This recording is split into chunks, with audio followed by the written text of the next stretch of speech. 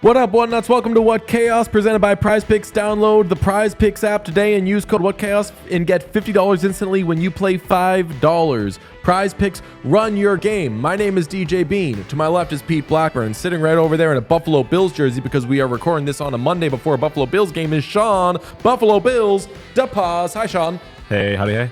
Hi, Pete. Hey. Everybody, we've got so many good things out right now. This is our Central Division preview, which is going to be a real doozy, but we've got our Atlantic and our Metro Division previews out, plus an amazing in-studio episode with the boys of Empty Netters, Powers Brothers, talking about Chris Powers, talking about Dan Powers. Great conversation. We went around, we talked about a bunch of stuff. We talked about the Canadiens, we talked about the Penguins, we talked about the Lightning, a little bit of Oilers. That's always going to happen. Absolute blast of a time. Make sure you are subscribed to What Chaos every place you can be, especially the YouTube. youtube.com/@whatchaosshow. It's where you get to see all this beautiful stuff and all these nice things. We dress the set according to each preview. Right now, we've got a Blackhawks helmet. We've got, is that a Peter Forsberg? Peter Forsberg. We've got a Peter Forsberg. My Philip Forsberg jersey, I have no idea where I put it, so it's not on the set, but we've got a bunch of amazing things. And later this week is our Pacific Division preview. We saved the best for last. Sean, you're looking at me concerned. No, I was just looking at the jerseys behind you. I was just making seeing a face. You don't like the jerseys. No. I was trying to look at the rack to see what jerseys are up there. I was just kind of like squinting. Did you take your Philip Forsberg home for like home play? I took it home for a second. Just want to put it on at home. Okay. But I thought I brought it back when I was leaving home. I looked around, did not see a Philip Forsberg jersey. It was like, of course I brought it back. If I wear it at home. I didn't wear hockey jerseys at all this summer. Me either. I know. That was my plan this summer, to do hockey jerseys and shorts. Shorts and hockey jerseys. Slutty shorts and hockey jerseys. Even on the boat. I vividly imagined, I was like, at some point there's going to be a picture of me on a boat wearing my tangerine Edmonton Oilers sweatshirt that I got at Pro Shop Wars at the DJ Bean Memorial Rest in Peace Edmonton Oilers store. Mm-hmm. I didn't wear that. I haven't worn that thing once. Although summer's ending late for me, I think. I'm still doing iced coffee. Usually like August 2nd, I'm like, all right, back to hot coffee. Rumpus time is over. Let's be productive. That was me this year. You made the switch. I'm in sweatshirt, hot coffee. I've been doing pumpkin spice lattes. Oh, I'm fully in. I'm on the Dunkin' unsweetened iced tea train. That's like the only thing I've been drinking. Weird. Yeah, no, it's not. I think it's very adult. Weird. I think it's very adult. I never thought I would see the day where I'm like going on my way to drink unsweetened iced tea. But it's where I'm at now. Famously prolific Boston Herald Bruins writer Steve Conroy is a big unsweetened iced tea from Dunkin' Donuts guy. I love tea. I could give you all of my the beverage and like fast food orders of the Everybody Bruins the beat from the late great Mike Loftus. Hot coffee and 2 apple pies from McDonald's every day. McDonald's pies? Or McDonald's coffee. Well, McDonald's pies, but McDonald's coffee, not bad for... No, great. Oh, yeah, great. Very well, good. they did the thing of, we probably discussed at some point, because we're like NHL, WNBA, corporate food chains, another way in which we kind of rip off the great radio show Time Crisis. But McDonald's came out, you remember what they did? They were like, coffee is 1 cent here. Get your coffee here. It's always going to be like this. Any size you want, 1 cent. And then after 15 minutes, like now it's the same price as Dunkin' Donuts. And for maybe 10 years after that, I kept going to McDonald's. I don't know. I think it's still like $1 or something. I think like a McCafe is like $1 or $2.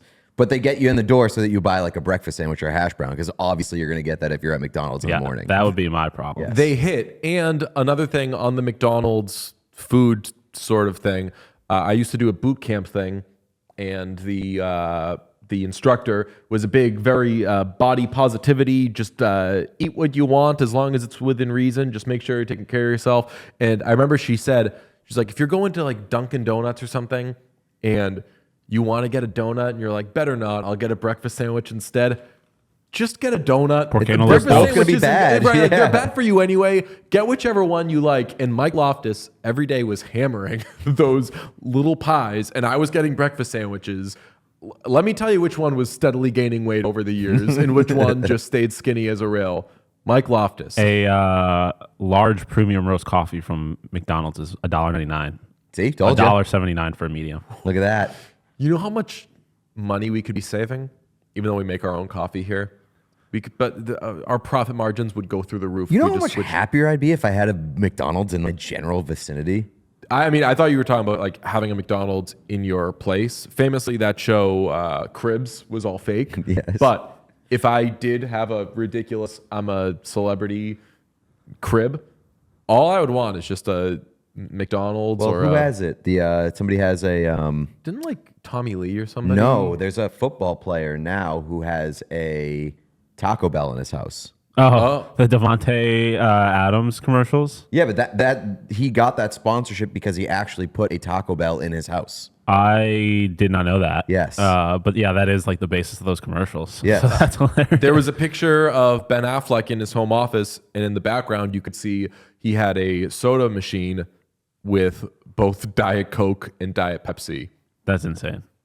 Amazing move. I think that's unacceptable. Today we are previewing the Central Division, which sent 4 teams to the postseason last year. Dallas Stars finishing first, Winnipeg Jets, Colorado Avalanche, and the Nashville Predators. We've said a million times, the West is better than the East, but if you're all your East stuff, find it on our YouTube. It's lovely. Let's begin with the Chicago Blackhawks, who were the second worst team in the NHL last season. The story of their offseason is, I would say, obviously the second overall pick, Artem Levshnov, who we'll talk about in a little bit, but adding Tyler Bertuzzi to the right wing of Connor Bedard, potentially getting Taylor Hall back healthy, naming Nick Foligno captain. Very exciting. What do you make of the Chicago Blackhawks? They are an NHL team this year, which is the nicest thing that we would have been able to say about them last year, because they weren't. They were an AHL team last year. We can all agree they were horrible. I famously went to like a dozen Blackhawks games last year, and a bunch of them, Connor Bedard wasn't in the lineup. And when Connor Bedard wasn't in the lineup, it was the most depressing atmosphere I've ever been to in an NHL arena. It was awful. So at least they have a respectable group. Do I think that they're going to be good? Probably not. But their forward group is at least intriguing. Like, they have NHL names there, and there are a number of young guys that are going to be interesting in addition to Connor Bedard. Like, I'm interested to see how much we see and how much proactivity we get out of Frank Nazar, who I really, really like. You mentioned Taylor Hall, who's not young, but like, we haven't really seen him with Connor Bedard for an extended period of time. You've also you've got some other young guys, like Alex Vlasic started to look really good at points last year. Philip Kurashev. You don't know what you're really getting from Lucas Reichel, but it's going to be a big year to find out that. So, like, there's a lot of intrigue here, and I think that they are going to be a respectable NHL quality caliber team. Okay, so much of the Blackhawks conversation is the young guys who are coming, but let's start with who's here. And obviously the biggest name on this team is Connor Bedard, who enters his second season. He had 22 goals last year, 61 points in 69 games. We know he had the injury. He had to wear the mask. It was very exciting. He told Nick Foligno that he was slow. Nick Foligno was very pissed off at him. But year 2 of Connor Bedard, I think, can be very exciting, just given that if they so choose, they can give him 30 goal scorers on each of his wings. He can have Taylor Hall on his left, Tyler Bertuzzi on his right, both guys who have scored 30 goals in the NHL. I think that Bedard, it can be maybe what we were talking about last year if he didn't get hurt, which is one of the very best young players in the NHL. Can he be a 100-point player in his second year? If Hall is healthy and Bertuzzi is comfortable and locked in. I love Tyler Bertuzzi, but I've said really every year of his career, I would love Tyler Bertuzzi on my team, and I would not love to sign Tyler Bertuzzi because it's going to be tough to give that guy a contract that won't age poorly. But he's kind of gotten slotted into contracts that make sense for him now. I think he can take a very big leap forward. That's the way that I put it. That's not very exciting, but I think that he could take a very big leap forward. You mentioned the young players. Alex Vlasic starts a 6-year deal. Still 23 years old. He'll probably play on the first pair with Seth Jones. Amazing. Artem Levchinov is hurt right now.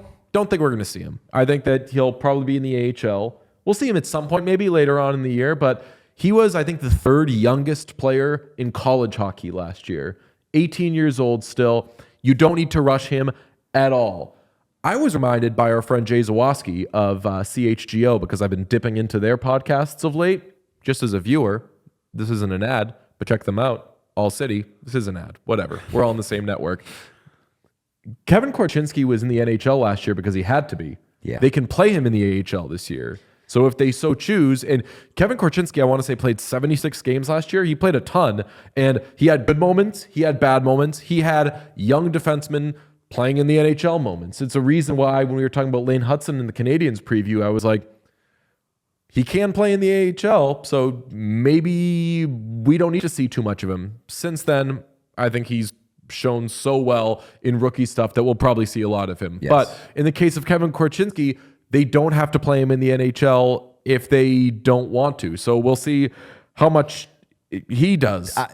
Wyatt Kaiser, also, same situation. Yeah, but that's also like assuming that the guys that they signed are going to hold up. Like you're talking about Alec Martinez and TJ Brody, who are on the older side, and Alec Martinez has dealt with quite a bit of injury stuff.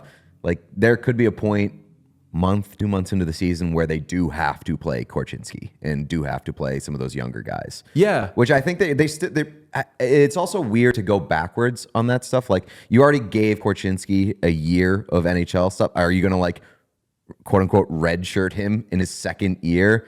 I feel like you kind of just let that progress go. But I do get what you're saying, and I kind of view NHL defensemen, young NHL defensemen, like I view NFL quarterbacks, where it's like, if you can protect them and let them develop in a slower fashion, unless they're like the elite of the elite and it makes no sense not to play them, protect them as much as you can. Yeah, and I think that the young players understand the business side of it as well, that if you get thrown into that situation where it's like you either have to play in the WHL or the NHL, there's no AHL, you're going pro, you're going to get thrown to the wolves a little bit, but they'll also try to shelter you as much as possible, that the next year, if they're like, hey, go down, play in the AHL, get your bona fides really up. I think they understand, like, it's not like I was in the NHL 1,000% on merit. It was more just about the CHL, NHL agreement rules. But they're still in the position, though, where they're still trying to make kind of steady improvement. So it's not like if they dink around and protect a young defenseman too much that they're costing anybody. They still should be prioritizing the steady improvement overall of these young players. And it's why you probably won't see Levchinov a ton early, why you probably won't see Frank Nazar a ton right out of the gate. A guy who really intrigues me, and this is not a young player, I think he's still like late 20s maybe, he's 29 years old, is Ilya Mikheyev, who they acquired. Really interesting case where he was a burgeoning good goal scorer a few years ago with the Maple Leafs. I want to say he had 21 goals and then became a free agent, got a too big contract from the Canucks that they very quickly regretted. They moved off that contract. They sent it to the Blackhawks. I think the Blackhawks, yeah, they took a second round pick in that deal for the Canucks to just move his cap space. I think it's a smart pickup for them because it's not like they're going for a Stanley Cup right now. They can figure out, can this guy be an okay third line player for us? And if we play him a lot and if he scores a bunch of goals, maybe this can be one of those things where we take a pick to get the player and then eventually can flip him and get something back for him. Ilya Mikheyev is the guy I got my eye on. Yeah, I mean, it's one of those cases where it only makes sense for certain teams, and the Blackhawks are definitely one of those teams where it's really like a no-risk flyer for them. And another ad that I really, really like for the Blackhawks is a familiar name, Teravainen. Like he's a really nice piece for the top six to help, just kind of help those guys put it together and make their jobs a little bit easier. Like he's a really good player, and I know that like the Blackhawks fans are very excited to have him back. So I really do like what they've managed to do in the course of one summer. Yeah, this is a team that I think is building since cratering the right way. And they do still have some good pieces from when they cratered. We've discussed the Seth Jones contract a lot, but he's still a top 4 defenseman that is seasoned, can log a bunch of minutes. Those guys don't grow on trees, so they still have some okay pieces, but not many from when they really hit rock bottom and got that first overall pick. The Nick Foligno ad has been so much about vibes. They make him captain, which you and I both absolutely love. We were screaming about that all year last year, just waiting for it. So super happy for him and just really happy for the Blackhawks that they seem to be doing this thing right. Connor Bedard doesn't get an A. The A's end up going to Seth Jones and Connor Murphy, which this is just about structure right now. I would have liked an A on Bedard, but I like that they're like, we are not giving this kid too much too soon. Just let it all happen in time. Yeah, I agree. I like it. I also like, for a team that we were all screaming about basically all season long last year, we're like, they got to go out and they got to get a Stamkos, or they got to go out and get Nylander. They didn't get any of those like quote unquote big fish, unless you count Tyler Bertuzzi as that, which I don't. A really good offseason for not landing one of the big splashes. Yeah, and it doesn't put them in a position where they're screwing up. We talked about trading for Marner. It doesn't put them in a position where they've overextended themselves. They've got, in my little cheat sheet here, I write down either the Stanley Cup odds or the cap space, if it's interesting and relevant to this discussion. The Blackhawks have so much cap space, probably, that I didn't even write down how much cap space they have. They haven't handicapped themselves or handcuffed themselves in that way. So they're not doing anything to get in the way of this rebuild, because it very, very clearly is a rebuild. They were 32nd in goals last year, 29th in goals against, 28th in power play, 27th in penalty kill. Which of those two things do you think, or which of those 4 things do you think get better, if any of them? 29th in goals, 100%. What's that? You said 29th in goals? They wish. They're 32nd in goals. Okay. They scored the least. They will not finish last in goals scored this year.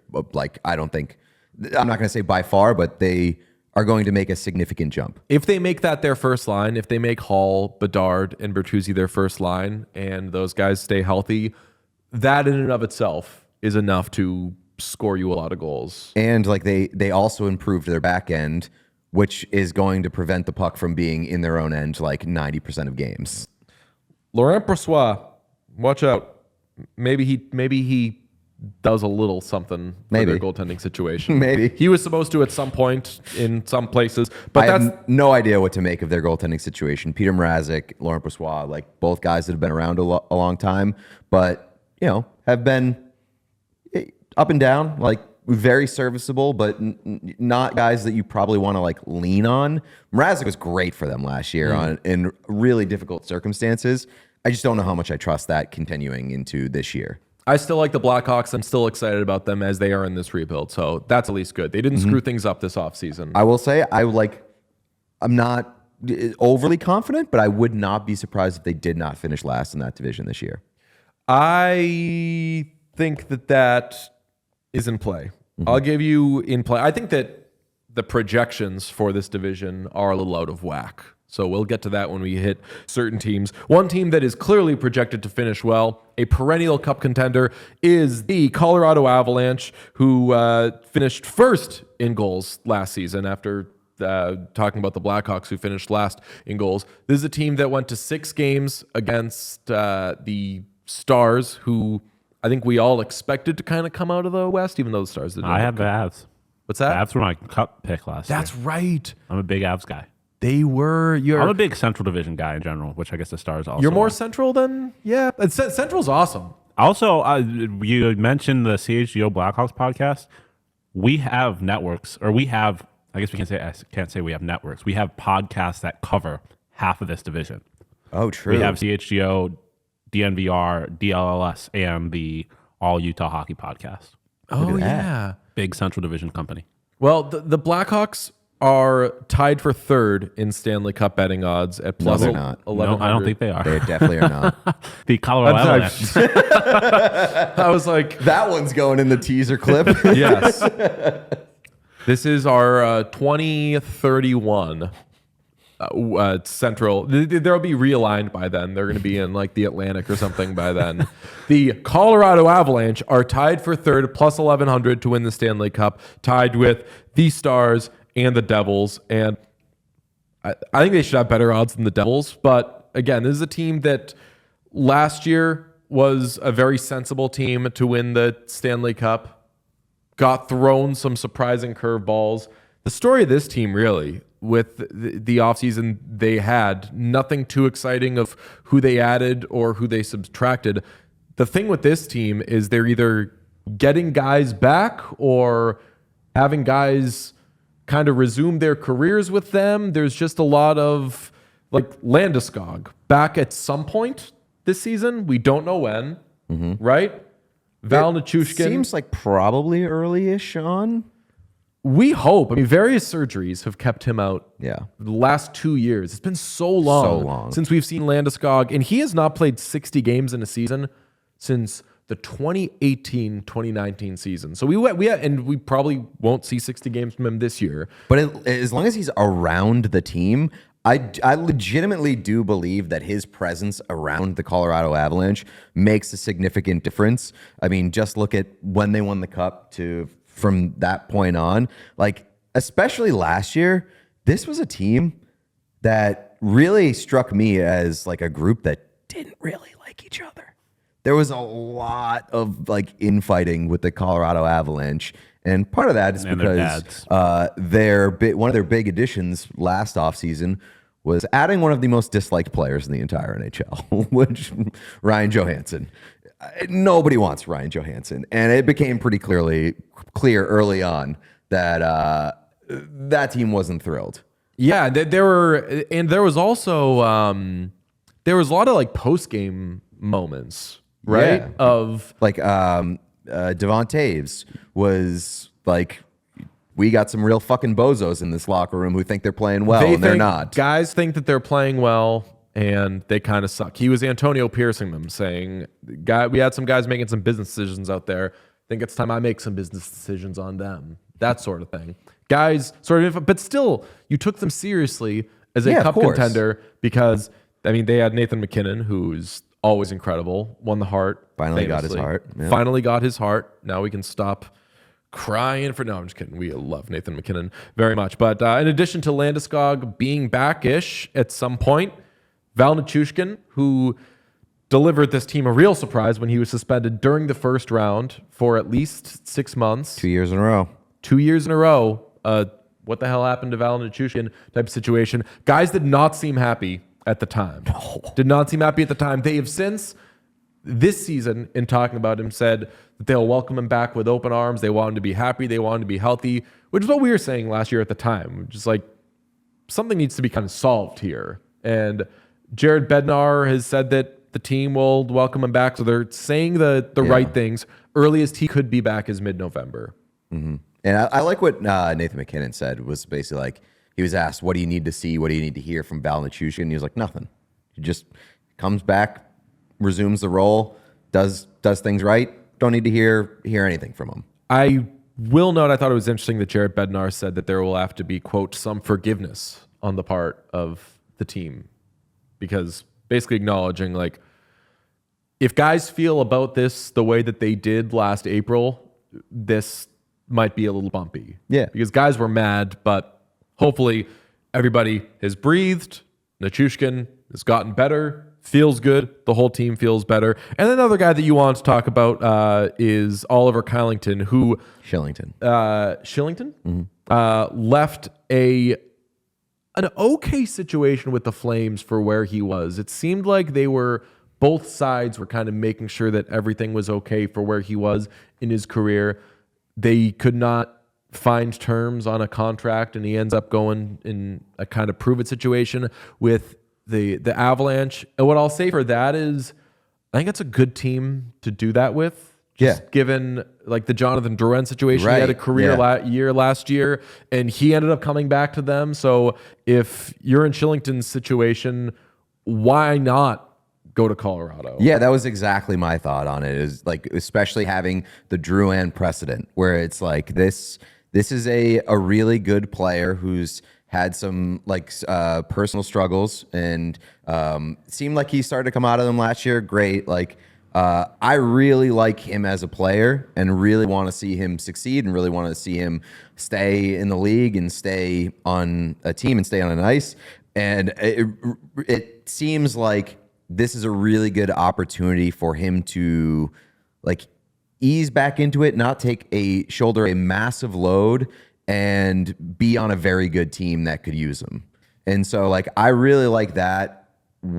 Him and Eric Brandstrom, who was also like a really, really promising guy on the blue line that we haven't seen a ton from over the years. Like, this is a really good opportunity for both of those guys to have things finally click in a lot of different ways. That could end up being this team's third pair. Do you think that the Avalanche being viewed, at least betting wise, as the third best team in the West is about right? Third best in the West, with Edmonton, Dallas, and then them. Edmonton, Dallas, and them. I think that's about right. Yeah. I think that's about right. I think that this is it's going to be an awesome conference this year, just like it was last year. And I think the Avalanche's floor just remains so high that we've seen that even when they have curveballs thrown at them, they're still really good. And what if all those things click? What if Landeskog is back, stays back, is really good?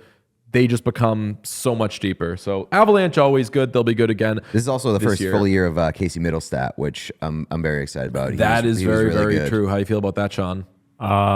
Pretty good, because Bo Byram looks fucking awesome. That was win-win such a good trade for both teams. This is I was gonna say this is Justin Jefferson, Stephon Diggs, but that ended way better for the non-Buffalo team than I hope this one does. So.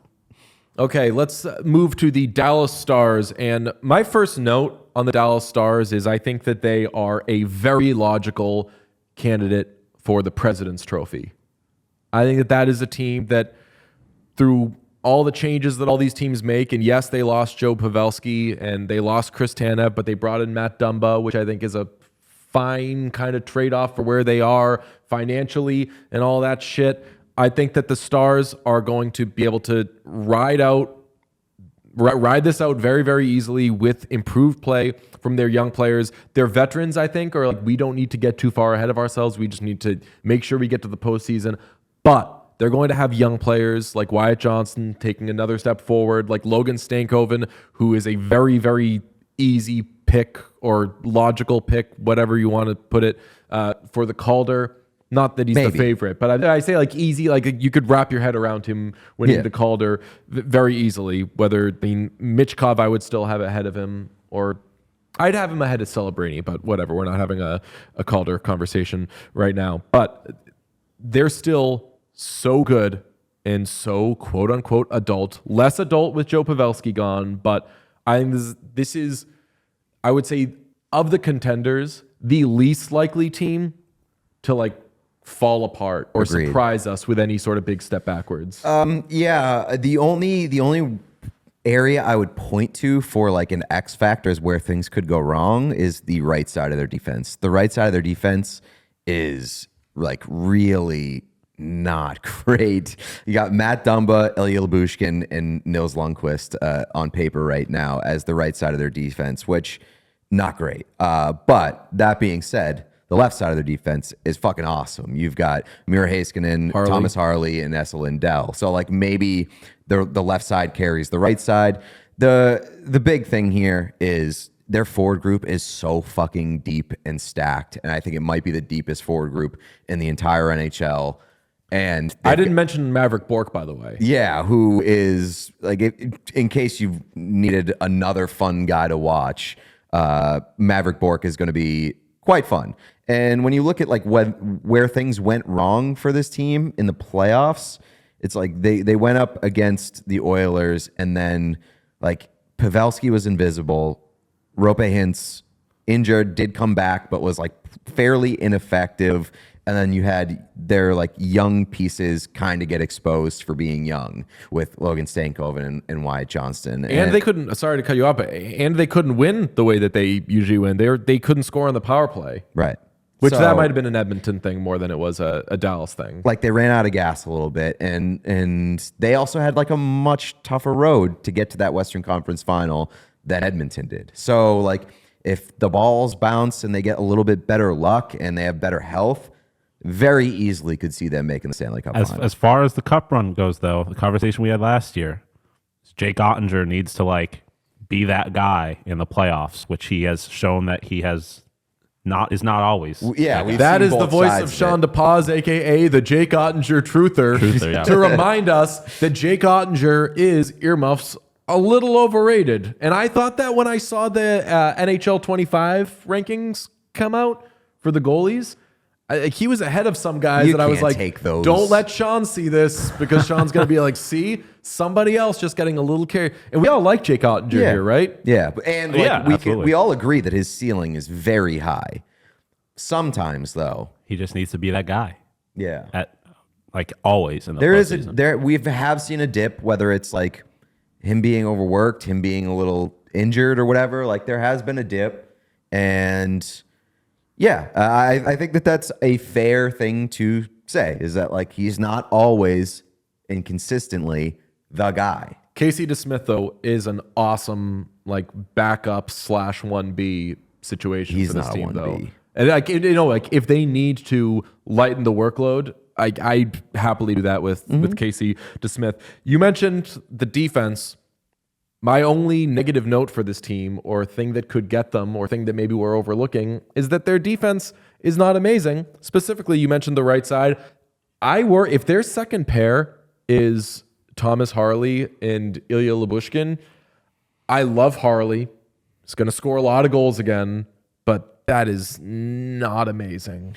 Yeah, but that's also like one of those things where you go out and get one player during the season and the situation looks a lot better. They have $600,000 in cap space. They're going to need to be creative. I think that there are a lot of teams, and we'll talk about their Western Conference foe in the Pacific. Like, there's going to be a lot of teams who are like, if we can just go and get that good right defenseman, we're in business. So many teams are going to be, and teams that are going to be like contending with each other in the West are going to be fighting over that piece. So that's going to be very, very interesting. But Big win for this team, by the way, in this offseason was keeping Matt Duchene at a very nice number. A guy who just, I think it just seems like he decided he liked playing there, decided like being on that team, and was like, I'm going to stay. And like, I've gotten my money at previous times and it hasn't exactly worked out.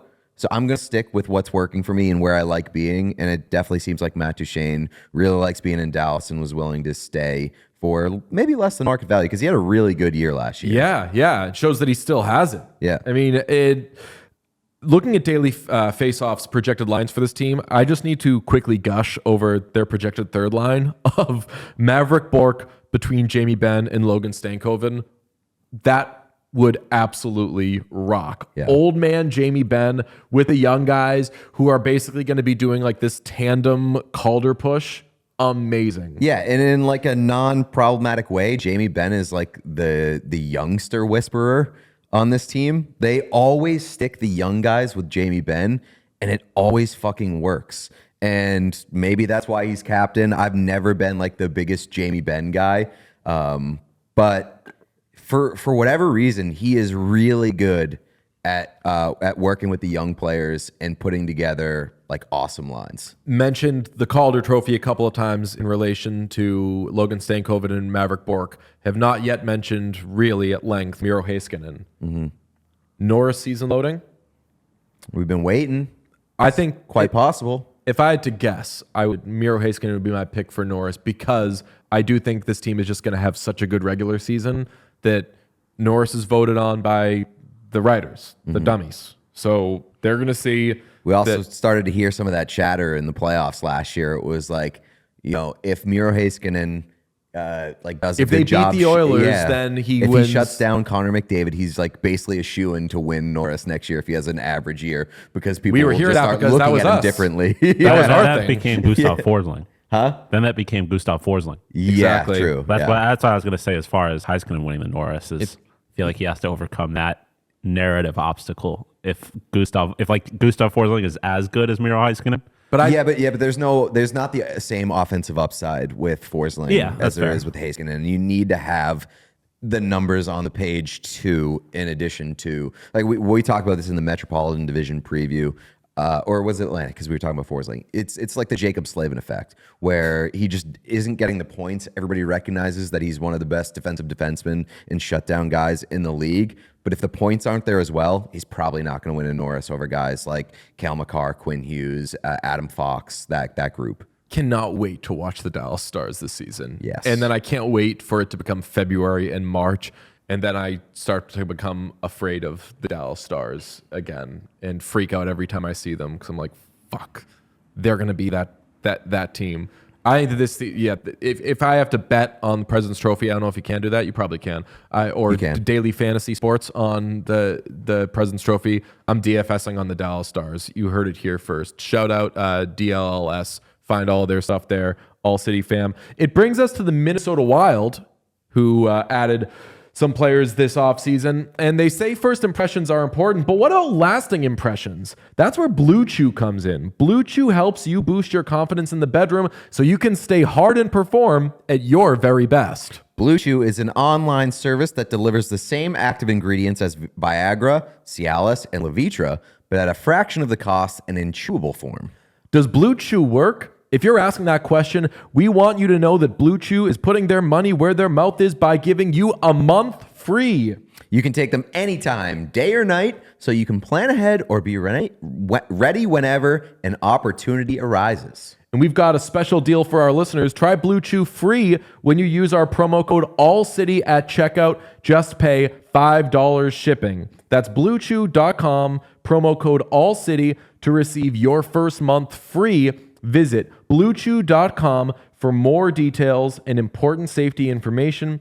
And we thank Blue Chew for sponsoring this podcast. Let's talk about the Minnesota Wild, who are getting ready for the season. And you can get ready for the season ahead with quality shades built to last. Our friends at Shady Rays have you covered with premium polarized shades that won't break the bank. Shady Rays is an independent sunglass company offering a world-class product rated 5 stars by over 300,000 people. Their shades have durable frames and crystal clear optics, making them the perfect choice for all outdoor adventures. They have hundreds of options to choose from, so you're bound to find the perfect pair to match your style, and they probably have a style in your favorite team's colors. Exclusively for our listeners, Shady Rays is giving out their best deal of the season. Head to shadyrays.com and use code AC35 for 35% off polarized sunglasses. Try for yourself. The shades rated 5 stars by over 300,000 people. Brock Faber wears glasses. He does, and you can with Shady Rays. Shady Rays is an independent sunglasses company offering a world-class product rated 5 stars by over 300,000 people. Their shades have durable frames and crystal clear optics, making them the perfect choice for all outdoor adventures. Plus, Pete, if your shades ever go missing or take an unexpected hit, hey ref, you're gonna call that? Don't sweat it. They have the most insane protection in all of eyewear. Every pair is backed by lost or broken replacements. If you don't love your shades, exchange for a new pair or return worry-free within 30 days. There's no risk when you shop. Their team always has your back with personal and fast support. Exclusively for our listeners, Shady Rays is giving out their best deal of the season. Head to shadyrays.com and use code AC35 for 35% off polarized sunglasses. Try for yourself the shades rated 5 stars by over 300,000 people. You know who doesn't have 5 stars? The Minnesota Wild. And I was talking Wild. The Nashville Predators had the craziest offseason, I would say, and in loading up on aging players who are ready to go scorched earth. So this is going to be such a fun Predators season. Last year, there was the whole stuff. The most exciting thing of the Predators season last year was not being allowed to go to a U2 concert. Yes, because it led to the most exciting thing of the Predators season. They won every game. Which was them being, no. I think the most exciting thing was that they weren't allowed to go to a U2 concert. It was very exciting afterwards saying, hey, do you know why the Predators are so good right now? It's because they weren't allowed to go to a U2 concert. And that got their asses in gear. Like, that was definitely the most exciting thing that happened, but it became more exciting as the things after happened. Yeah, they were very good down the stretch. They ended up making the playoffs, wild card team, losing to the Canucks in 6 games. I thought that was going to be, that was a 6-gamer that wasn't really a long series. Like, if you missed a game or 2 of that, I remember game 6 of that. I wanted that to go 7. I wanted that to be a real honest series. The Canucks were, even with their injury situation, were better than the Predators by more than I thought they'd be. I thought those teams were a lot closer. The Predators dragged them into the shit. And I really respected that about them, especially as like a pretty new group, a real like ragtag bunch, if you will. The Predators dragged the Canucks into the shit. And like, I think that most of us were expecting that to be a quicker series than it was. And the Preds managed to survive in like a pretty astounding fashion. They won games with like 14 shots on net or something. That was a fun series in just how much they beat up on each other. Well, they go out and they spend in the offseason. This is a team that no longer has much cap space, but they go out and they spend in the offseason adding Steven Stamkos, Jonathan Marchessault, and Brady Shea, who ends up kind of being if you remember when the Nets signed Kyrie Irving and Kevin Durant, Woj broke it with, the Nets are going all in.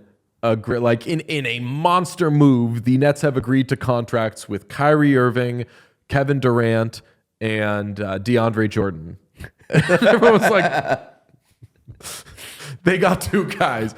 Brady Shea, I think, is a really good pickup for this team, but I remember that being positioned as like, they got all 3 of them, folks. I think that Brady Shea is better than DeAndre Jordan. Yes, but also like the importance of that ad is contextual because you're probably putting him next to Roman Josi, and he's going to be a really good partner for Roman Josi. That first pair is going to be fucking sick. But what excites me is we look at daily faceoffs projected lines.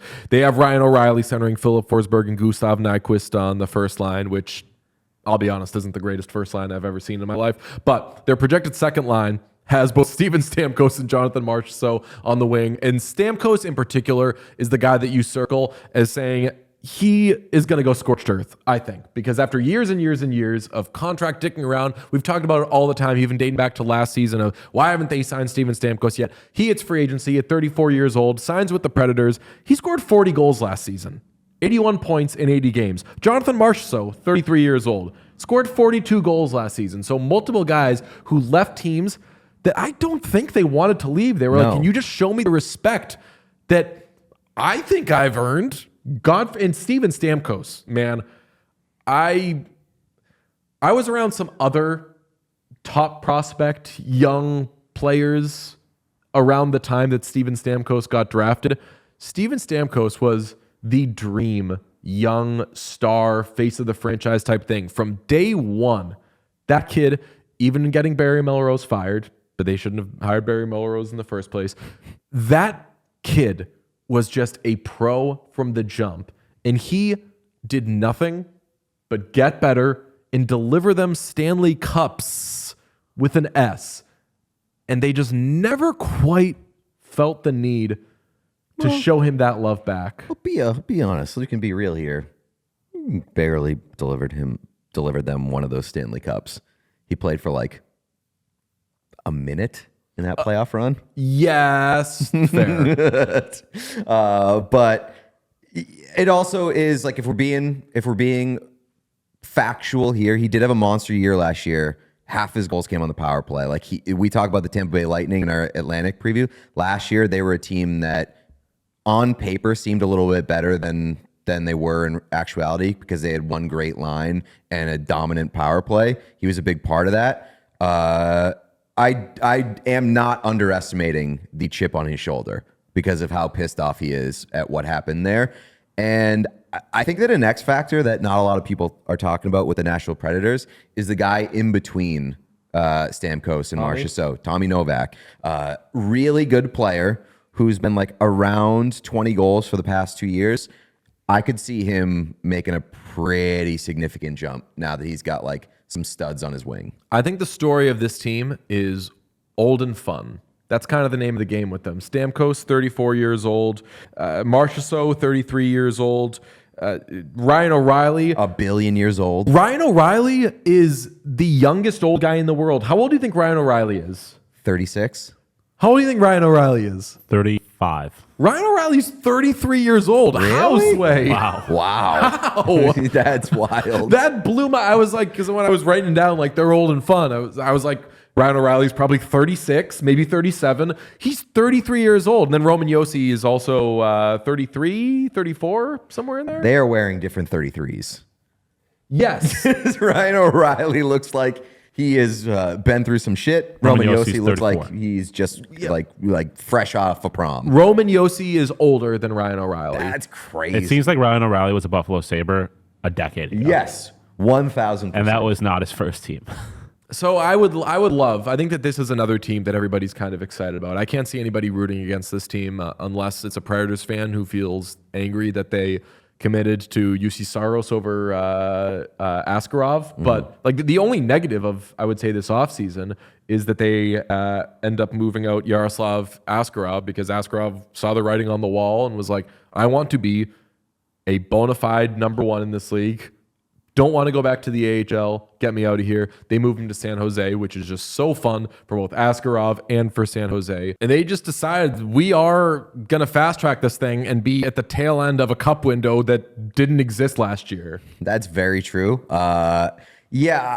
Do you think that there's been like an overhyping of this group from like a general audience based off of them just like winning the offseason? Because I feel like that happens a lot where a team makes some big splashes in the offseason, quote unquote, wins free agency, and everybody's like, they're going to be fucking awesome next year. I don't think so, because I don't think that Nashville, in the grand scheme of things and NHL discussion, is viewed as anything beyond, plus you've got to worry about Nashville. I don't think that they've cemented themselves as one of the favorites in the Western Conference, but they're a team that I would say is expected to finish top 3 in their division, whereas that's a bump up from being a wild card team last year. I think that everybody expects them to be better. Their Stanley Cup odds are 10th, which I think might be like a drop generous, but let's do some bones talk. You got good bones. Really good bones. Bones are, although they're osteoporosis bones. They're old bones, but how do I like my bones? Strong down the middle. Yeah. I like a spine, and they've got an awesome first pair if they are to put Brady Shea with Roman Josi, but they're wingy. They're a wingy team. They're Forsberg, they're Stamkos, they're Marchessault. That's kind of wingy. Yeah, but and I'd rather Stamkos can play down the middle if you need him to. If you need him to. And Tommy Novak, watch out. Okay, that's your watch out. I think that this is, at the very least, this is a team that now has a solidified identity and a team that is that nobody is sleeping on, because last year we didn't know what they were. They had Barry Trotz come in, kind of cleaned house, removed some of the stink from the locker room, as you might, and we didn't know what they were going to get. New coach, new leadership, some new players coming in. Now I think they've established a foundation and they're building on it, even if the wood is a little old. They're going to be fun. We like Andrew Burnett on this show, don't we? Yes. We're Andrew Burnett guys. Yeah. So watch out. My favorite thing about the Nashville Predators, might not be my favorite. We speak in hyperbole here. But you know what's a super fun thing about the Nashville Predators? They have Vegas's first round pick from the Askarov. They got a first round pick in the Askarov trade. So in addition to all the loading up they did, they don't have cap space, but if they can invent some, They have chips. They have like chips, so they're exciting. I think they are though firmly. They're a plus. You have to worry about Nashville when you're talking about other teams. They also have Tampa's first round pick. Tampa's first round pick. Top 10 protected. Oh, is that but they do. was that the McDonough trade? I'm not sure. I don't have. But they do have the Vegas' website. first round pick, Yeah, right? They have 3 first round picks. Theirs, Tampa's, and Vegas's. Wow. Those two are both top 10 protected. Breaking news. They have 3 first round picks, 2 of which are top 10 protected because one of them was from that hurdle trade is how the Sharks got it. But man, exciting times ahead for the Nashville Predators. Shout out them. We love them. Let's get to the St. Louis Blues, who their most exciting thing this offseason was pulling off their patented double offer sheet. It had never been done before. They made it up. Honestly, kind of a cool move. Took me a while to wrap my head around it being a cool move. It shocked the NHL in a time where everything was kind of boring for the NHL. And finally, the NHL in the offseason was able to say, how about something exciting happens involving the Edmonton Oilers? The 1 week that we didn't have any news in the NHL, something crazy happened to the Oilers, and it was the Blues who went out and double offer sheeted on Philip Broberg and Dylan Holloway, who got both players because the Oilers let them walk. I think the most exciting thing about the St. Louis Blues, and Sean, if you could throw up their social media team's reaction to Utah scoring on themselves. Congratulations to Utah on their first goal as a franchise. I remember at the time of the offer sheets, Pete, you said, what if their identity, because they don't have an identity, what if their identity is just be assholes? I think maybe that's what they're doing. They're just like, let's be heels. I'll be honest, for a team that didn't do a whole lot other than those offer sheets, they dumped Kevin Hayes. They have Torrey Krug out for the season. I don't know how exciting they're going to be. I think they're kind of in no man's land. I'll take them being the team that fucks with people. Yeah, and I really, there are a lot of signs pointing them being the biggest assholes on the block. Obviously, the double offer sheet, that social media thing that you just mentioned, gotta mention, they signed Ryan Suter, makes them big time assholes. And then number 4, they employed Jordan Binnington. This is the asshole team in the NHL. Okay, you mentioned the Ryan Suter signing makes them assholes. Obviously, we agree. To clarify, that's mainly because what kind of asshole signs Ryan Suter at this point? Yeah, and Ryan Suter might be an asshole. All right, and I'll also note, though, they did it in a asshole way because they did the least fun version of signing Ryan Suter. Do you know that Ryan Suter's contract is for only 1 year? Can't be bought out. It would have been cooler if they gave him a 2-year deal and then we spent the whole year being like, that buyout. I know a buyout. Hate to see Ryan Suter coming. The St. Louis Blues have the opportunity to do the funniest thing ever. Yeah. Oh, you're right. That's fair. I don't think Ryan Suter's getting any multi-year contracts at this point. Do it, Doug. They also have don't they have the GM switcheroo thing that's coming up? They do, yeah. Steen is gonna take over at some point in like 5 years. They've announced that at some point their leadership will be different. It's like you're a fucking like fringe wild card team. Your leadership is definitely going to be different in a couple of years. I do like that they announced that though before they did the double offer sheet, because like a big thing around why GMs don't offer sheet is because like they'll never have friends again in the league. Yeah. Well, I love that they were just like, hey, by the way, I'm not long for this job, so I'm just going to offer sheet all your players. Sean, do you have the picture of of Dylan Holloway? There's Dylan Holloway's headshot, by the way. He looks happy. If you don't remember how the offer sheets went down, they threw, I believe, $3.8 million or 4.8, something crazy at Broberg to get him to go. And then I think like $2.9 million at Dylan Holloway. And the thinking was... I think it might have been less than that. It might have been like 2.1 or something. Holloway was 2.29. Okay. 2.29. Very doable. You got to do it if you're Holloway. You got to do it. You definitely got to do it if you're Broberg. Like, sign those are no problem. The one that we all thought at the time, we were like, oh, don't know about Broberg. They'll probably keep Holloway, though. But then it would have been tough for them they wouldn't be able to trade him if they got him. So they let them both walk. But that headshot, even though Dylan Holloway is not known to smile in pictures, that Holloway thing, the headshot gave a lot of I was led to believe this wasn't going to happen. Just sign the offer sheet, they said. But look, good for him. He's going to get opportunity there. And Broberg especially is going to be a top 4 guy there with Krug out. And like, I don't hate their forward group. Don't hate it. There's some question marks. I don't love it. I don't love it either. I definitely didn't say I loved it. I don't hate it. I do really hate their defense. Their defense is atrocious. Colton Parayko, I love. The rest of their defense upsets me generally, especially if Daily Faceoff right now projects their third pairing to be Nick Leddy and Ryan Suter, which shout out Nick Leddy. Don't even bother. But don't put them. I guess like don't. I'm looking at it right now. Don't do that. I have it saying Leddy paired with Parayko, which I don't love that either, because then you've got first pairing defenseman Nick Leddy in the year of our Lord 2024 and 2025. That is insane behavior. But the big thing for me, like, I think that this team could be an absolute hot mess. And the biggest reason why is because Jordan Binnington had a really good year last year for the most part.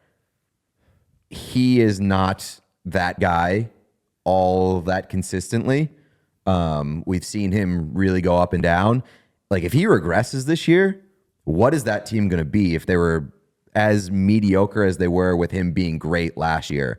And I don't know how much better they got this year. So this team could be a real mess. Can we jump ahead? You mentioned with the Blackhawks, they are no guarantee. And the Blackhawks were the second worst team in the NHL last season. You said they are no guarantee to finish bottom of the Central. This is the team I would put. When I agree with you, I'm thinking about the St. Louis Blues. Correct. Yeah. This is a team that I think is more likely to bottom out than to make the playoffs. Correct. Okay.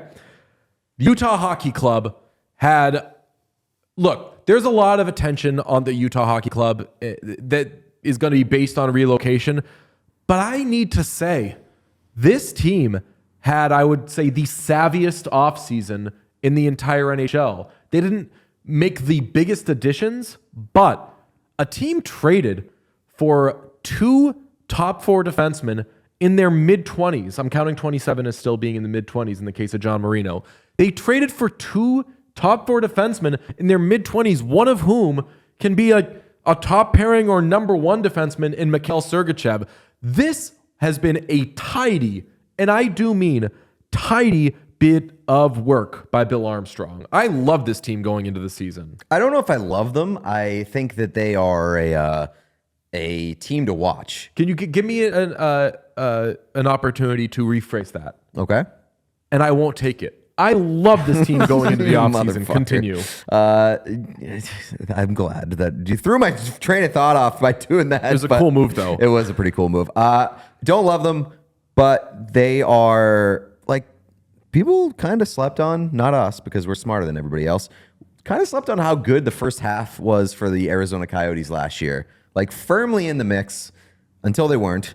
But this is a much better team, and I also say don't underestimate the bump that they may get from being in a place that wants them. Not that Arizona didn't want them, but like that was hanging over the Coyotes the entire season. And I really do think that it probably got to that group.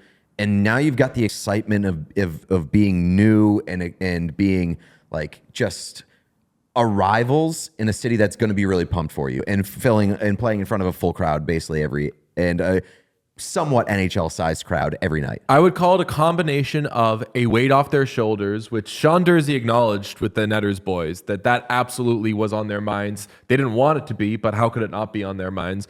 That weight off their shoulders is gone, and the kind of new thing that you were talking about, even though it's not an expansion team, that kind of like, hey, like this is all shiny, this is all new. We've got some jerseys that smart people will acknowledge are pretty solid. Like, they're not that bad. They rock. They're I like them awesome. a lot. Some people think that they rock. Sean, you knew the Coyotes better than either of us did. Even in the beginning of the show, we were jokingly like, Sean's only going to want to talk about the Coyotes, so we won't talk about them. But you were always locked in. You were watching all of their games. We eventually got excited about them, but how do you feel about Utah Hockey Club? I love this team so very much. I like the roster. You mentioned the tiny bit of work they did this offseason. Put yourself on camera if you can. Let me take this Utah thing down.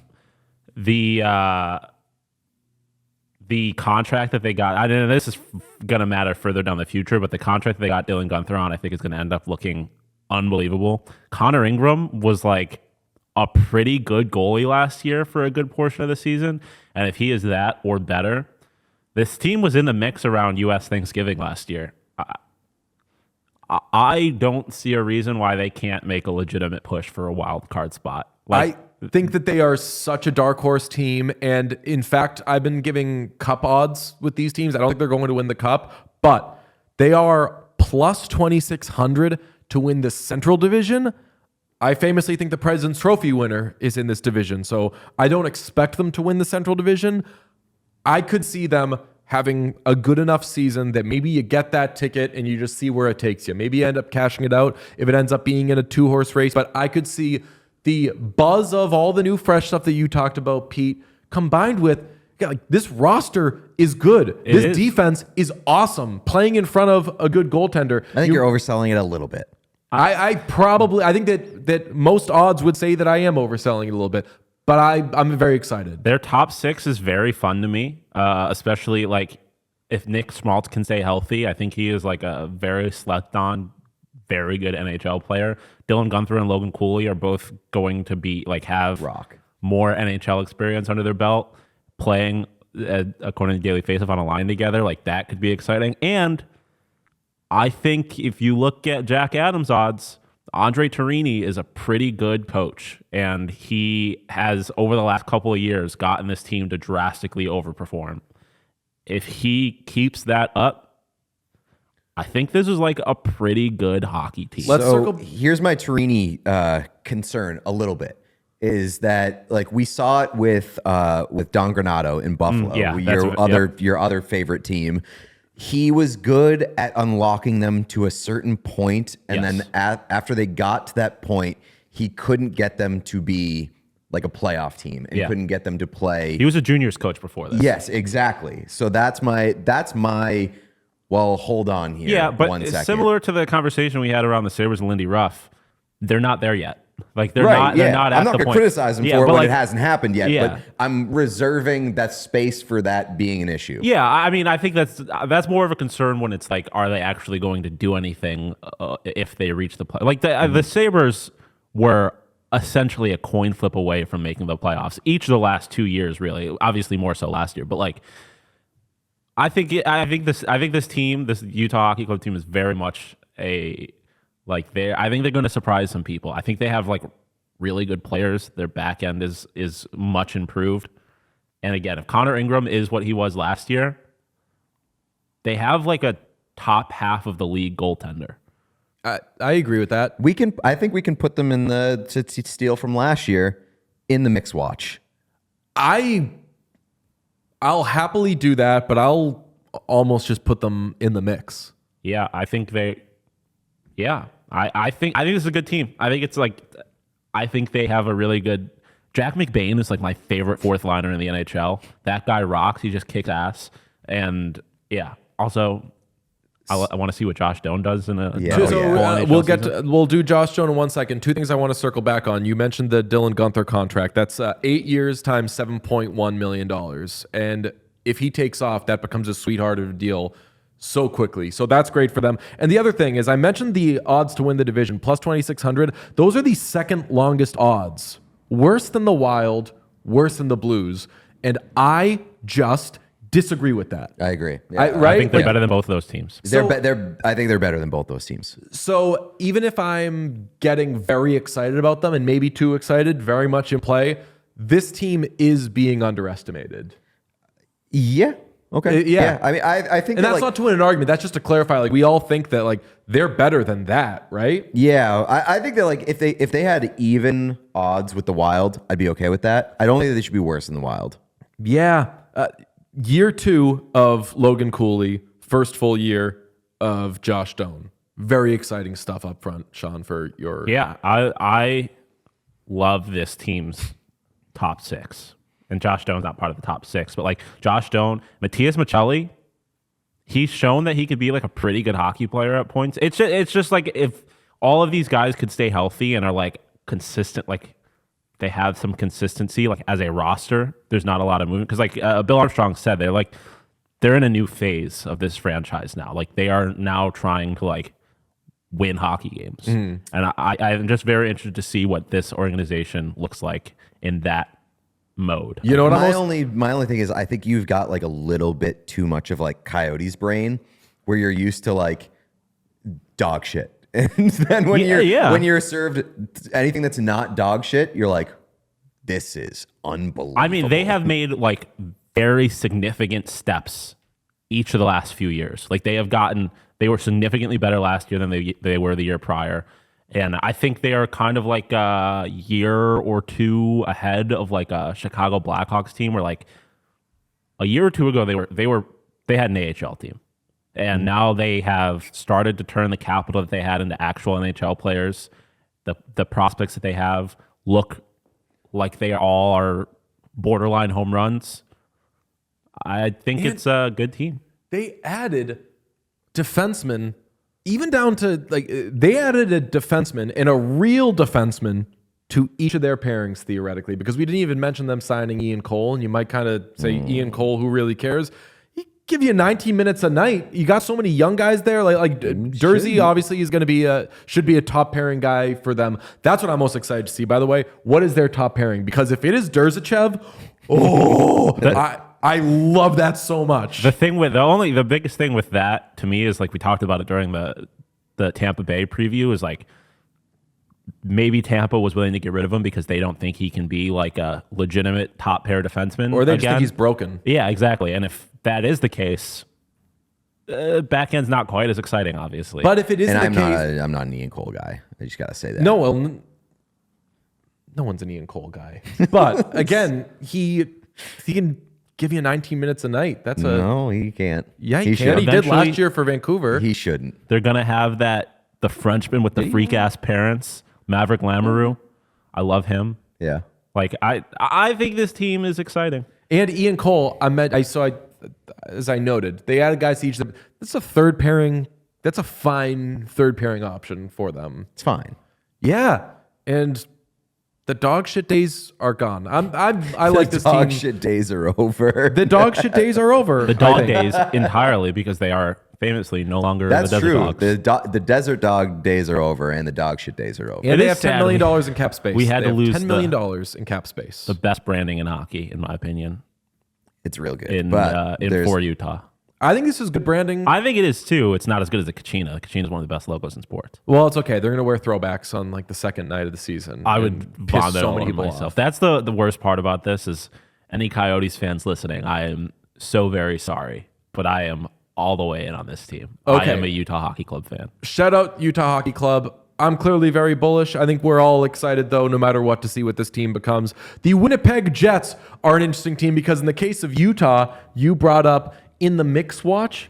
I've been waiting to use this term so much for the Winnipeg Jets. Last year, famously, they got really good in the middle of the season. They were like, oh, they're going to win the Central. Everybody's excited about the Jets. A lot of people were saying, hey, watch out. They might be frauds. They get to the postseason and turn into an absolute pumpkin. Allow at least 5 goals every game in a gentleman's sweep versus Colorado in the first round. So no matter what happens to this team this year, if they're good, whatever, are they always kind of going to be on pumpkin watch? I think so, yeah. Like, I think that this is like one of those, not to the degree, obviously, of like the Toronto Maple Leafs, where you're like, during games 1 through 82, you're like, okay, who fucking cares? Like, even if you're first in the division, who fucking cares? Doesn't matter. You're going to lose. Doesn't matter. You're going to lose in the playoffs. Yeah. Like, I don't know if we're like fully there with the Jets, but like if their best piece, which is always like vaulted them into got to take them seriously, like air in Connor Hellebuck, had a fucking horrendous playoff series last year. Scary. Like really, really bad. If that's like on the table, why would we take them seriously? Yeah. Do you remember last year during that series where we had to kind of slowly come to grips with the fact, like, they're giving up so many chances. Oh my God, they're so horrible. They're leaving him out to dry. Blah, blah. And at some point we're like, well, maybe it's just he's letting in goals, man. Yeah. Like, you hate to do the like need a save there thing because famously you always need a save, but that was a kind of need a save there series because it didn't seem like the chances were going to stop. Yeah, And like when we did our postmortem, we were like, okay, he's not the only guy to blame, but he is definitely to blame. kind of on the list, Yeah. which he is now beginning. He and Mark Scheifele famously are beginning identical 7 times $8.5 million cap hit contracts, which at the time excited about. Now, I'll be honest, still excited about. What else were you gonna do? Yeah, you gotta I mean, you gotta yeah. keep guys. You're Winnipeg. You gotta keep guys. I mean, look at the list of things that they added and things that they lost. Like, if I had a if you- hard time coming up with that list of things they added, and I ended up coming up with the prospect they got in the Rutger McGroarty trade. The most exciting thing that happened this offseason was Rutger McGroarty wasn't going to sign. Yeah, that's tough. And if you had to add, like, if you had to subtract Hellebuck and or Scheifele, like, just relegate this team. When Move you're them already somewhere losing else. Sean Monahan, which Correct. is going to be a loss for this team. I just like they're not going to be really bad, but even if they're really good, you can't really buy stock into it because you can't trust them. Now the question is, we've been good about hyperbole watch.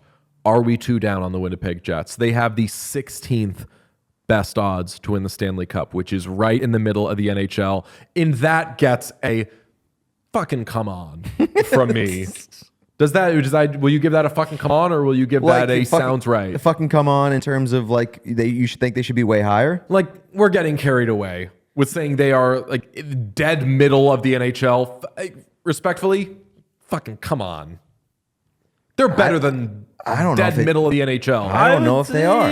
A little high, like maybe like a 10th or something Yeah, around like, there. give me 12th. 16th, No, 15th. 10th is way too high. Like, there are definitely. I mean, Predators I have said that would have to territory. think. Well, I'd have to think about it a little more, but like, I think that I can go through the standings and give you like 15 teams I think are better than the Winnipeg Jets. All right, I'm going to give you the teams between 10th and 16th. So 10th, famously, are the Nashville Predators at 1,600. After that, Tampa Bay Lightning at plus 1,700. You cool? Oh, Sean. Oh my God! Look Goat. at this guy. Have we used this yet? no, we had it for the Netters boys, and we never actually used it. Sean Wow. just busting his ding out. Amazing. Good job. Wait a second here. Okay, all right. So I was reading. It's okay. the top row. Yeah, read left to right, row by row. Like a Okay, book. got it. Left to right, Pete. Have you ever seen the movie poster for Chicago? Duh. Have you ever read an English sentence? Oh, yeah, or just reading. No, well, famously, the Chicago movie poster, you remember what I'm talking about? Catherine Zeta-Jones and who's the other person in Chicago? Richard Renee Gere? Zellweger. Oh, yeah. Richard Gere ended up having the middle of the poster. Their representatives were arguing over who gets first billing on the poster. So what they agreed with was one of them would be bottom left, the other one would be top right. Where does the eye go first? What's that? So where does the eye go Exactly. first? And then Richard Gere got the middle, which I love that the solution ended up being like, the man will win. Anyway, proceed. Throw those back up there, Sean. Thank you. Bless you. Crazy to me is that Winnipeg is behind the Kings and the Wild. No, Kings absolutely fine with. Wild doesn't really make sense to me whatsoever.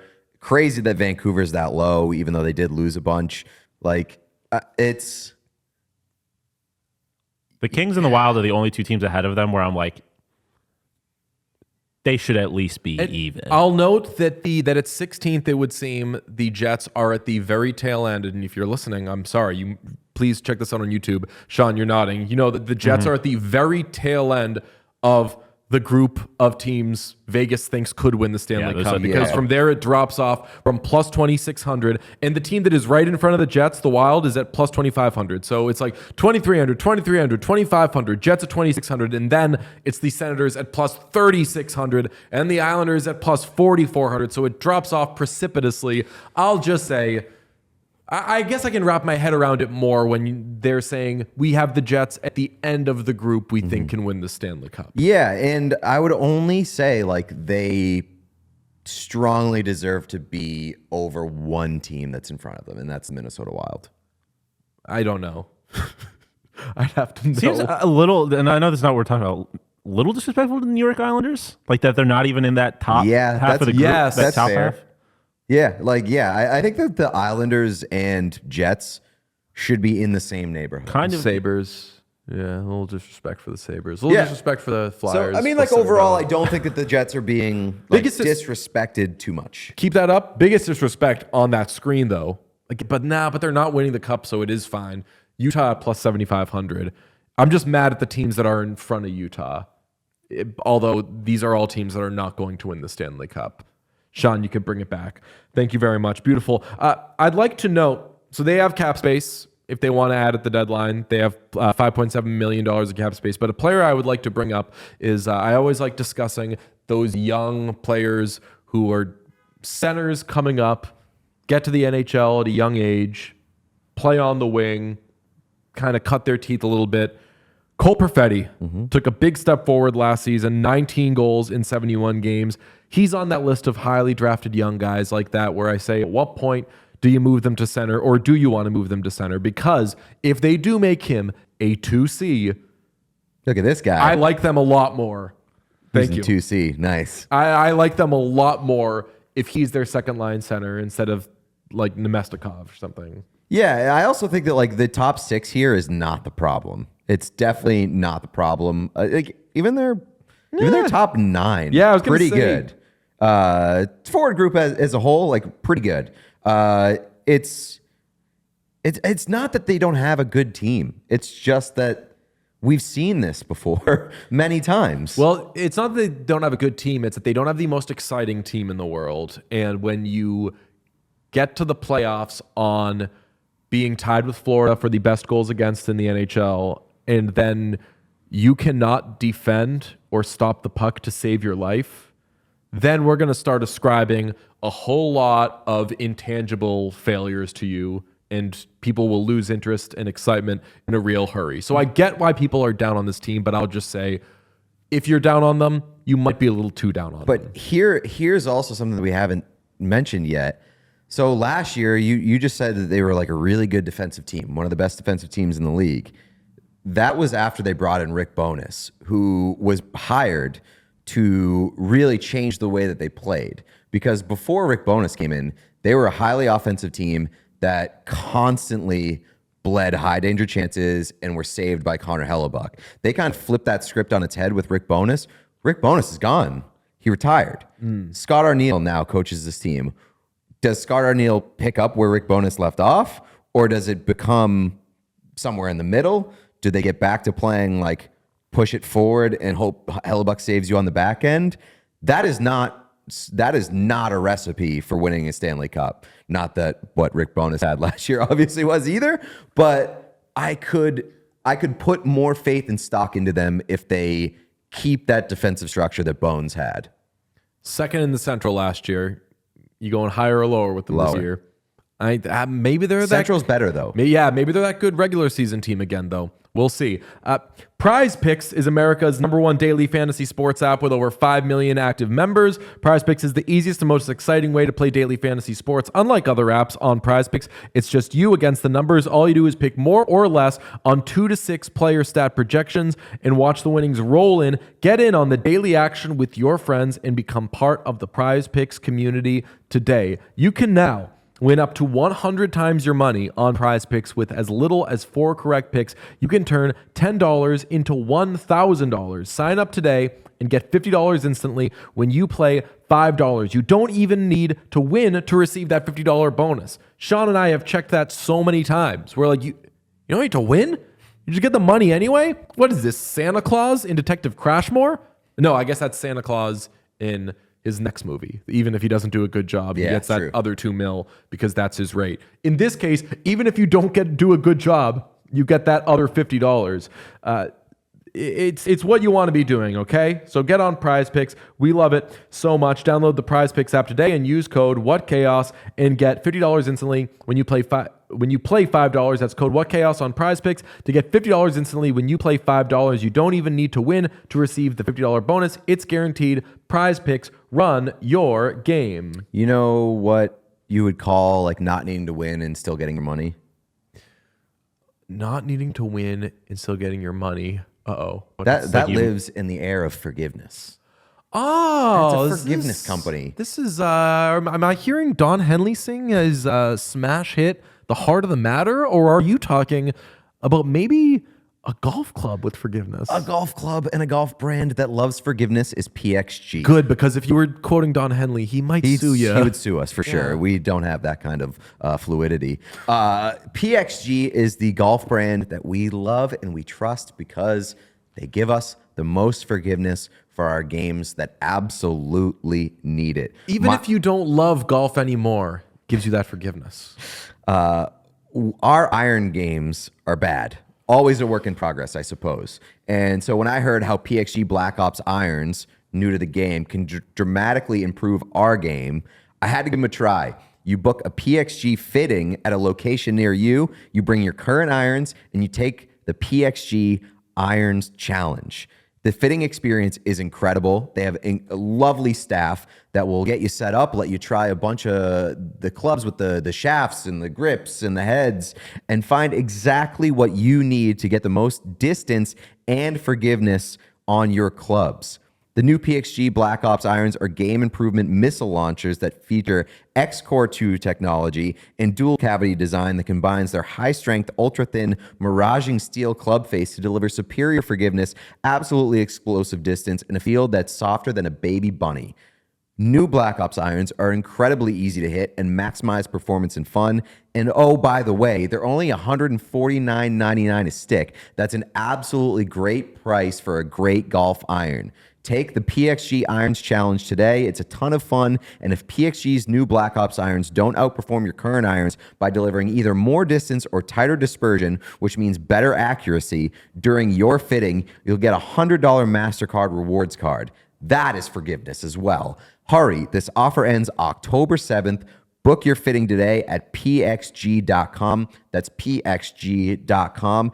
There's where the ad read ends, but I will add on a nice little touch from my personal angle as well. PXG's fucking merch is unbelievable. Ooh. I don't know if when you went to the PXG location, they got merch. It always changes, but it's always great. They got me. Do you notice the walls in there? They've got stuff on the walls. Yeah, it's Clothes and yes, they've got stuff. They got wallpaper, racks, they got paint. racks, and It's a store. Even beyond the walls, there are these. It's almost there's these little trees with just shit all around them, and anything true. that you could want is on these things. No, they're a great merch company, great golf company, great balls, great irons, great drivers. My bag is basically entirely PXG. Great merch. Love our friends at PXG. Okay, let's place the standings of the Central Division as usual. We will let Pete guide us and only grab the wheel if we feel it is totally necessary. Who do we have finishing number one? I have the Colorado Avalanche. No matter what you say, I'm gonna grab the wheel and say I really want it to be the Stars, but you have the Avalanche. No, I was gonna say I have the Avs in my preliminary, Personal? but I'm willing to move off that for the sake of the Stars. Okay. So you want to be number one on the Stars? I'll go cool with that. Stars 1 and 2, Avalanche 2. Avs 2 is fine by me. Okay. Number 3. Number 3, I have Nashville. Love that. But if that's the case, I will need to step in and demand we go Utah Hockey Club number 4 or Jets. If you're demanding it, I'm not going to stand in your way. I would prefer to put the Jets there. I can see a world in which Utah finished above the Jets, but I think for a team that didn't really change all that much, it seems pretty drastic to drop the Jets that far down into the standings. Can I give a Sean's little camp there. sneak peeky ahead to the Pacific? And I'm just doing this off the top of the dome, so maybe I'm crazy here. Isn't it possible, dare I say plausible, that only 3 teams get in from the Pacific? Yeah, so that's what Sean said earlier too when talking about Utah was I see a world in which Utah pushes for a wild card spot and maybe gets it, maybe doesn't. I would be more comfortable saying that they get the second wild card spot. Okay. I just think that where the Jets, Utah, I think we're kind of 2 out of 3 here, right? Yeah, I think No, I'll go. I think Jets 4th is fine, especially if I was cautioning people from overestimating the demise of Winnipeg. To just drop them out of the playoffs would be pretty reckless. So I like going Stars, Avs, Nashville, Winnipeg, Utah. Now these final three are just as fun as doing the top three. No, that's not. I think I disagree. I think that figuring out whether in Minnesota you probably go 6. Yeah, Minnesota is not going to be bad. They're not going to be interesting. That's the big part about the Wild is that they never succeed spectacularly and they always fail underwhelmingly. So it's not going to be interesting. They'll finish 6th. All right, this brings us to the Hawk Blua dilemma. Where do you put the Blackhawks? Where do you put the Blackhawks, knowing that I think the Blues are going to suck, and I think the Blues are going to suck. But the Blackhawks were so bad last year. They're kind of like the Blue Jackets situation, where you're like, it should and might be better this year, but you have to remember you have to come so far. Yes, you rarely ever see a team make like a 40-point jump. Yes, like even if they are better than they were last year, it still could be a bit of a ways before they reach the rest of respectable NHL. Mm-hmm. So do you still go Blues 7, Blackhawks 8? I think that it's exciting and optimistic to put our Blackhawks 7th, but I won't demand it. I'm in the same exact place, but I think that when we're talking about 7th or 8th between two bad teams, why not just go exciting? Put the fun one. Yeah. Blackhawks 7th, St. Louis Blues 8th.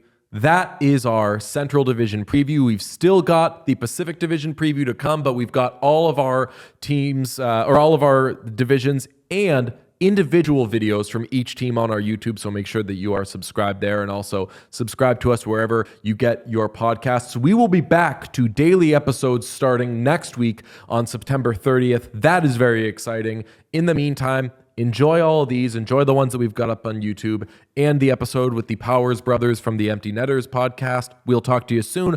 Bye-bye. We all silly like the mayor.